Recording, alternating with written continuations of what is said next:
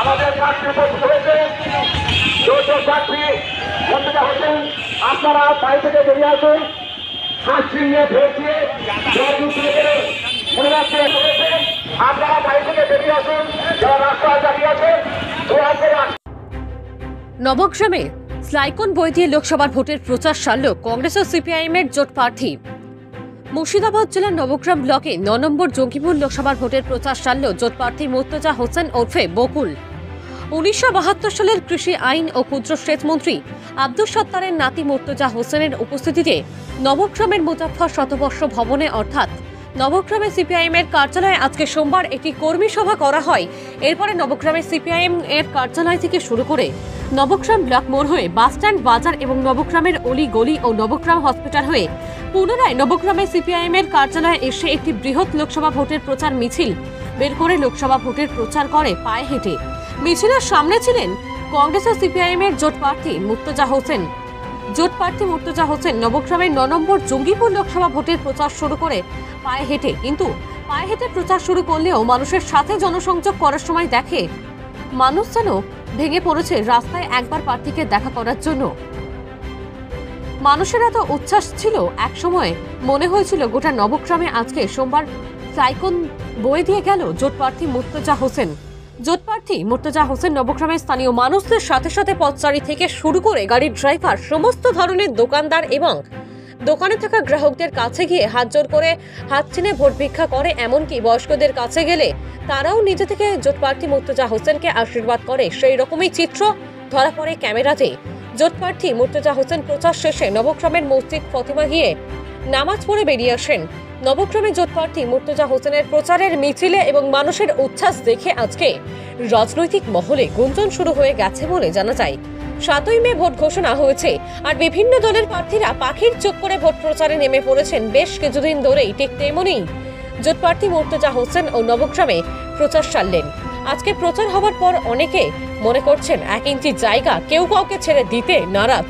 অন্যান্য দলের প্রার্থীদের মতো জোট প্রার্থী মর্তুজা হোসেন সাধারণ মানুষের সঙ্গেও কথা বলেন, সাধারণ মানুষের অভিযোগের কথা শোনেন তিনি।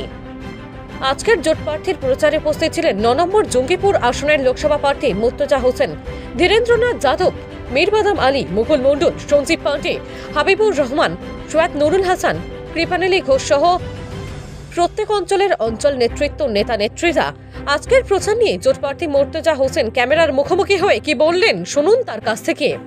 নবগ্রাম থেকে পলাই প্রামাণিকের রিপোর্ট, KTN পাঁচগ্রাম নিউজ। সকাল থেকে কর্মসূচি, এখন বাম কংগ্রেস কর্মী সভা হলো, কর্মী সভা শেষ করার পরে এখন আমরা বাজারে একটু মানুষের সঙ্গে ভোট চাইবো এবং মানুষের সঙ্গে জনসংযোগ করবো। এই কর্মসূচির পর আবার আমাদের দুপুরের পর থেকে বিভিন্ন পঞ্চায়েতে বিভিন্ন অঞ্চলে আমাদের আজকে জনসংযোগ আছে, ভোট চাওয়ার ব্যাপার আছে। আজকে সন্ধ্যা 7টা-8টা পর্যন্ত পুরো প্রোগ্রাম। কেমন সাড়া পাচ্ছেন এলাকার মানুষের? খুব ভালো সাড়া, এবং বাম কংগ্রেস কর্মীরা ভালোভাবে খুব কাজ করছে এবং আগামী দিনে যে মানুষের সাড়া পাচ্ছে তারা খুব ভালো আছে। নবগ্রামে কার সঙ্গে লড়াই হবে বলে মনে করছেন আপনি? নবগ্রামের লড়াই, জঙ্গিপুরের লড়াই আমাদের সঙ্গে এখন দেখা যাক কার সঙ্গে আছে, তবে আমরাই 1 নম্বর।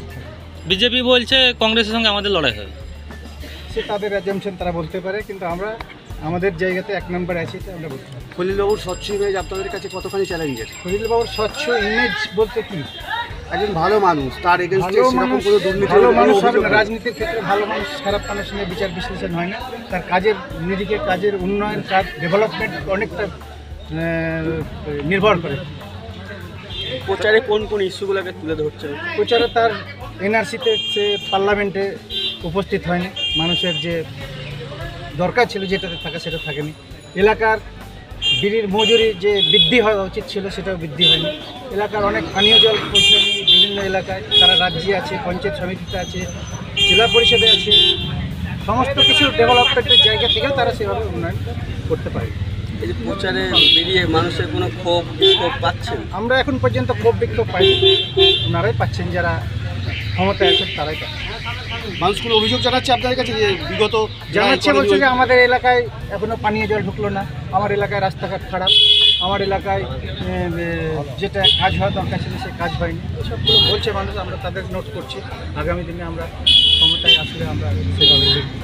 মুর্শিদাবাদে পরিযায়ী শ্রমিক একটা মস্ত বড় সমস্যা, কর্মসংস্থান নিয়ে কিছু ভেবেছেন? কর্মসংস্থান ভারতবর্ষে কংগ্রেস ইউপিএ গভর্নমেন্ট 100 দিনের কাজ করেছিল, সেই কাজ কিন্তু এখন মানুষ বঞ্চিত হয়েছে এই মমতা ব্যানার্জির আমলে। তার কারণ যে মমতা ব্যানার্জি যে দুর্নীতি করেছে তার পঞ্চায়েত ব্যবস্থায় এই 100 দিনের কাজকে তার টাকা পাচ্ছে না, সেই জায়গায় পরিযায়ী শ্রমিকরা যে কাজটা পেত সেটা পাচ্ছে না। কংগ্রেস আবার ম্যানিফেস্টো তৈরি করেছে, মিনিমাম ওরা 400 টাকা করে মজুরি আগামী দিনে ধার্য করা হবে। ঠিক আছে। এবং মহালক্ষ্মী ভাণ্ডার গরিব মানুষের জন্য, যেটা বৎসরে 1 লক্ষ টাকা করে, সেটা কংগ্রেস ইউপিএ ইন্ডিয়া গভর্নমেন্ট ক্ষমতা আছে সেটা চালু করবে। আইসিডিএসের আশা সমস্ত বেতন বৃদ্ধি সমস্ত কিছু আজকে আমাদের কর্মসূচিতে আছে। কৃষক থেকে শুরু করে বিভিন্নভাবে বেকারদের চাকরির ব্যবস্থা থেকে শুরু করে কতটা আশাবাদী? জিতার ব্যাপারে আমরা আশাবাদী। মানুষ বলছে ধন্যবাদ। তার লাঠি মন্তুজা হোসেনকে হাত চিহ্নে ভোট দিয়ে বিপুল ভোটে জয়লাভ করুন। সিপিএম কংগ্রেসের সদস্য প্রার্থী দোয়া করুন, আশীর্বাদ করুন। আর সেই সঙ্গে সাথে নিয়ে হাত চিহ্নে ভোট দিয়ে বিপুল ভোটে জয়লাভ করুন। কর্মী সহকারে আমরা মিছিল করলাম এবং প্রত্যেকটা দোকানদারের কাছে পৌঁছলাম। মানুষের ভালো সারা আছে, সেটাতে আমরা পাশে আছি, আমাদের পাশে থাকবে এই বার্তা আমাদেরকে দিল যে আগামী দিনে আমরা আপনাদের সঙ্গে আছি। নবগ্রামে পঞ্চায়েত ভোটের যে রেজাল্ট, সেই রেজাল্টের পরিপ্রেক্ষিতে নবগ্রাম বিধানসভায় কি আপনারা লিড পাবেন মনে হচ্ছে? পঞ্চায়েত নির্বাচনটা অন্যরকম হয়, লোকসভা নির্বাচন, বিধানসভা নির্বাচনটা অন্যরকম হয়। পঞ্চায়েত নির্বাচনটা হয় রাজ্য নির্বাচন কমিশনের মাধ্যমে, সেই জায়গাতে তারা বুথ দখল করে, ছাপ্পা করে, মানুষকে ভয় দেখতে ভোট দিতে দেয় না, সেইভাবে নির্বাচন করে। কিন্তু এই নির্বাচন কেন্দ্রীয় বাহিনী দেওয়া হবে, এই নির্বাচন সঠিক নির্বাচন হবে এবং মানুষ স্বতঃস্ফূর্তভাবে নির্বাচনে অংশগ্রহণ করতে পারবে এবং মানুষ তৃণমূলের বিরুদ্ধে ভোট দেবে, এটা আমাদের আশা করছি। বিদায়ী সাংসদ তিনি দাবি করেছেন নবগ্রাম বিধানসভায় 5,69 লক্ষ টাকার কাজ করেছে, কি বলবেন এ বিষয়ে? কিন্তু কাজ করেছে এলাকার মানুষ বলছে কাজ করেনি, উনি বলছেন করেছেন। তাহলে মানুষকে পরিসংখ্যান দিয়ে তাকে ভোট দেওয়া হবে তিনি কোথায় কোথায় কাজ করেছে। সমস্ত এলাকায় কি ঘোরা সম্ভব হবে মনে হচ্ছে? দেখা যাক, চেষ্টা করবো তো মানুষের কাছে পৌঁছানোর এবং আমাদের যে বার্তা সে বার্তা মানুষের কাছে দেওয়ার চেষ্টা করব।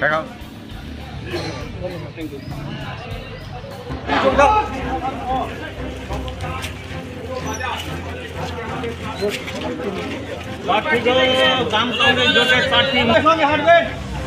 লাইনটা